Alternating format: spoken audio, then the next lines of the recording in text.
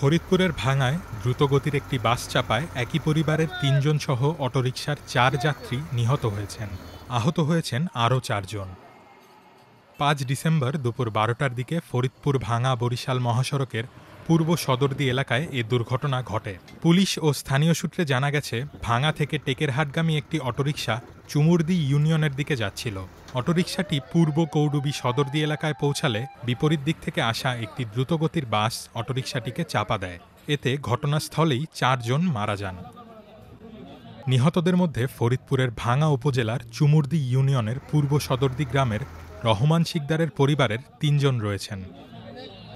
নিহতরা হলেন একই পরিবারের নূরনাহার বেগম, তার মেয়ে রিমু আক্তার ও ২.৫ বছরের নাতনি রায়ান। তারা ভাঙা উপজেলা সদর বাজার থেকে বাড়িতে ফিরছিলেন। নিহত অপর ব্যক্তির বয়স আনুমানিক ৫৬ বছর, তবে তার পরিচয় এখনও জানা যায়নি। স্পটে ৩ জন মারা যান আর ৪ জনকে হাসপাতালে ভর্তি করা হয়েছে, তারা চিকিৎসাধীন আছেন। আমরা এসে তাৎক্ষণিকভাবে আপনার উদ্ধার করি, যারা অসুস্থ তাদেরকে হাসপাতালে প্রেরণ করি, চিকিৎসার ব্যবস্থা করি এবং দুর্ঘটনা কবলিত গাড়িটিকে এখান থেকে অপসারণের ব্যবস্থা করি।